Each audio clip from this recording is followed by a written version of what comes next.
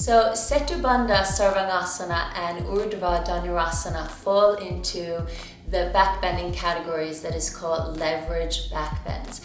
And what that means is that you're pressing your hands and your feet against an object that doesn't move. In this case, it's going to be the floor, but it can also be a wall, so that you can open up the front body and stretch the muscles of the front body and strengthen the muscles of the back body. The leverage backbends are a little different than the contraction backbends, that tutorial I did last week, and I can link that video up here in the corner so you can check that out. On the contraction backbends, you have the floor as your reference point. In these leverage backbends, you don't really have that much of a reference point. I think of them as more suspended, keeping the pelvis suspended. So it's very important that you work the poses from your legs and up, and not thinking so much of working them from your upper body and down. So first I want to go through the Setu Bandha Sarvangasana, and then from there we'll go into the Urdhva Dhanurasana. You want to make sure that your feet are hip distance apart and parallel. Tendency is that we start off that way, and then the feet tend to migrate out to the side and maybe turn outwards. So just be aware of that, and then as you become more aware of it and more proficient in the pose, then you can start to draw them a little bit closer together, keep them parallel and hip distance apart. So you're going to roll down into the floor, keep your lower back on the floor, and maybe draw your heels in a little bit further so that your knees are over your ankles, if you can keep them there. Lift your toes off the floor. That's going to be essential here, so that you can really root down into your feet and work the pose from your legs. All right, so you're going to try to soften your buttocks muscles, and we want to try to be aware of not over squeezing our upper glute, so that that creates tension and sort of that crunchy feeling in our lower back. So for now, soften your buttocks muscles a little bit and start to curl your tailbone under, so that you can really start to draw your navel into your spine. All right, from here, root down into your feet as you continue to curl the tailbone under to roll your pelvis off the floor. Continue to feel the navel pulling into your spine, and then slowly your arms are at the side of your body and your palms are facing up. So gradually, as you start to lift more and more of your pelvis and your spine off the floor, the pelvis starts to lift up and you're rooting further down into your feet. All right? Now you come up into that point where it feels like your pelvis can't go any further. See if you can pause there for a little bit. Soften your buttocks actually a little bit here. Lower the pelvis down, maybe a little notch, and then curl the tail under again. Draw in vigorously through the navel, press it through your feet, and then see if you can lift up a little bit further. Now the higher your pelvis comes up, the more space there will be between the floor and your upper back. Use that to your advantage by wiggling the shoulders one shoulder blade at a time towards each other, and then interlace your fingers, but all the while feel like you're rooting down into your feet and you keep that base.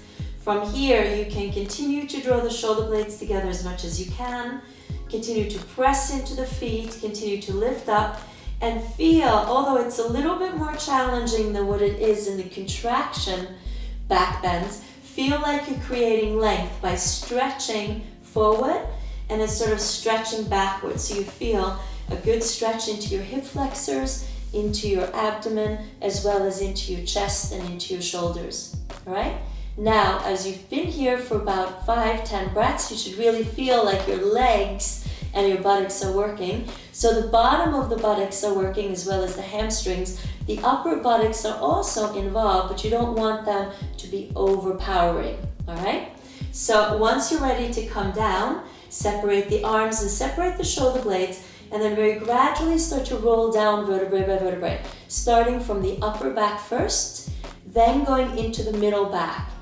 Once you start to get to the lower back, completely soften your buttocks, start to curl the tail under and start scooping in through the lower abdomen, and then very gradually get a soft landing like you're the best pilot in the world landing the plane, and you're very gradually lowering your pelvis into the floor. And that way they become so much more enjoyable. You get more strength into your abs as well as a great release into your lower back. Now we're going to move into Urdhva Dhanurasana. So we're in the same position as Setu Bandha Sarvangasana. Now, of course, you can be in Setu Bandha Sarvangasana and from there move yourself into Urdhva Dhanurasana. And then you've already set yourself up. But today we're not going to do that. So from here, curl your tailbone under again, get into the lower abs, feel that your lower glutes are kicking in, your hamstrings are kicking in, root down into your feet, try to keep your toes lifted, place your hands behind your shoulders, spread your fingers, and then gradually start to roll your spine off the floor. Feel that you're rooting down into your feet as you lift the pelvis up. Then press through your palms. You can come up to the crown of the head, draw the elbows in, wrap the shoulder blades into your armpits, and then from there, lift up into your pose. From here, it's important that you continue to press into your feet and draw your chest and your heart forward so that you continue to create that length. If you feel like your lower back is very uncomfortable, try to soften the buttocks, curl the tail under, press with the feet, and then try to lift the pelvis up a little bit higher. Keep wrapping your shoulder blades into your armpits and hold it here for the amount of breaths that you want to. And now to come out of it, like in the previous pose, slowly resist against the floor, roll down so that you're on the top of your shoulders, and then very gradually from here, roll from the upper part of your spine and then to the middle part of your spine. And when you're about to enter the lower part, relax your glutes, keep curling the tail under, draw in through the navel, and then very gradually land really softly. And it feels like you're giving yourself a really good massage and releasing any tensions that might have built up too much. I hope that it all made sense. If you liked the video, please give me a thumbs up. If you like my videos in general, feel free to subscribe to my channel. And until next time, make sure that you follow your own flow because it's so important. Bye.